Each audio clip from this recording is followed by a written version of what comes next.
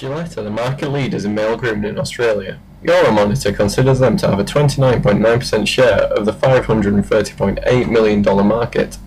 The next shaver brand, Schick's or Wilkinson Sword, only has a 5.3% share. A brand owned by P&G, Gillette's main focus is on selling non-electric razors, but their product range includes all different forms of razors as well as related products such as shaving foams and creams. Gillette are positioned in the mass market but command a price premium over unbranded shavers relative to their product development and brand recognition. The campaign I will be analysing will be a recent campaign called The Kiss Debate, which was received well critically in Australia earlier this year, a multi-platform campaign based on a social experiment asking the question whether women prefer to kiss clean-shaven or stubbly men. The campaign incorporated a web presence, social media connection, sponsorship of the Bachelor reality show, and television advertisements. So when was the last time you were kissed? Am I the only one around here that's noticed that Australians just don't kiss that much anymore? As what can be considered a low-involvement product, the campaign mentions the Fusion Pro Glide and Mach 3 Turbo disposable razors, but for me the campaign is more about promoting the brand as a whole. I believe this is demonstrated by the targeting of women who Gillette have identified with research as its prominent purchasing customers.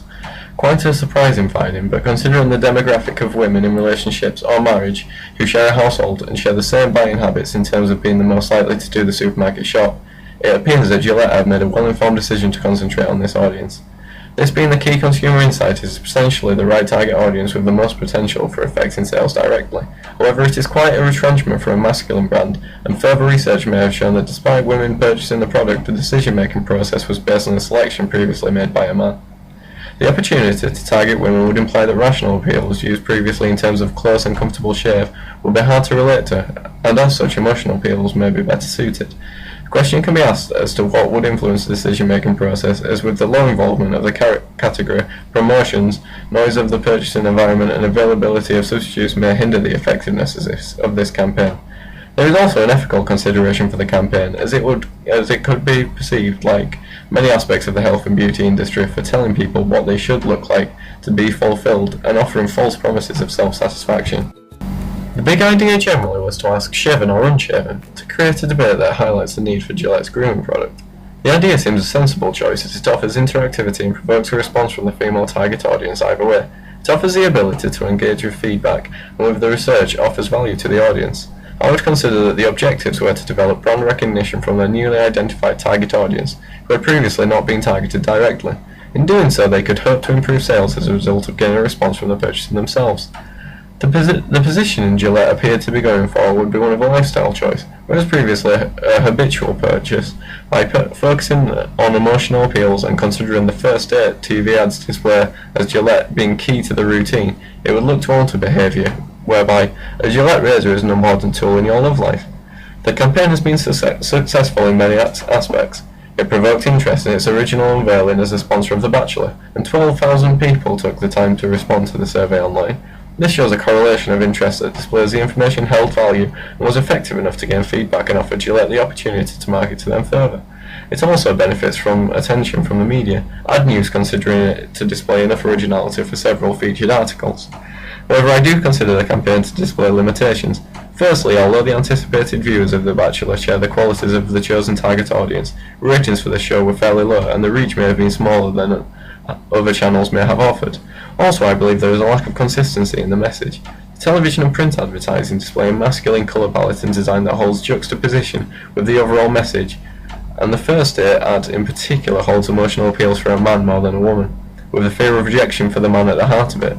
Although potentially an effective fear appeal for men who could also be within the target audience, I believe it does somewhat undermine the focus. The creative strategy adopted to sponsor The Bachelor offers an expansion of Gillette's brand touchpoints that reaches a new market. The use of the show as a sign, a signal of their appreciation of the ideal man, could help develop the emotional appeal of the campaign, reminding consumers of their feelings of attraction to their partner relative to hair or no hair. This furthers Gillette's message that they have the unique ability to make your partner kissable, to tell them that they should care about the product because Gillette cares about your well-being, potentially playing on the Maslow's needs in terms of self-esteem and love.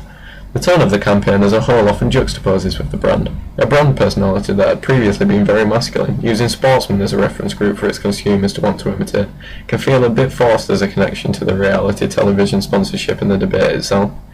The idea definitely gives thought to meeting the customer insight, however, as the emotional appeal used in the study correlates, but the television advertisement seems to hold a more obvious appeal to a man's want for success with a female. I think that creatively a much more cohesive platform could have been used to cater for both men and women, or one or the other. Unfortunately, the current campaign seems to neither fully decide who it comprehensively wants to focus on, and becomes diluted. Also, basing the message on an inconclusive report never really helps them to decide in what direction they could continue the campaign, and essentially means it is finite. For example, if women preferred stubble, they could use this as a focus for their campaign and target a new associated product on its insight. Gillette used a range of media: Facebook, web presence, television, and so on.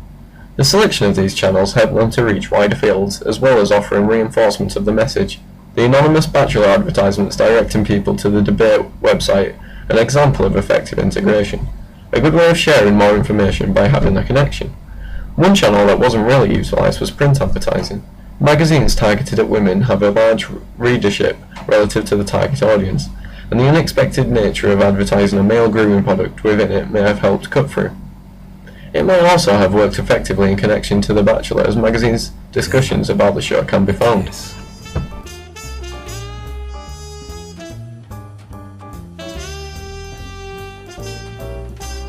80% of Australian women prefer kissing clean-shaven guys. It makes you look irresistible effortlessly.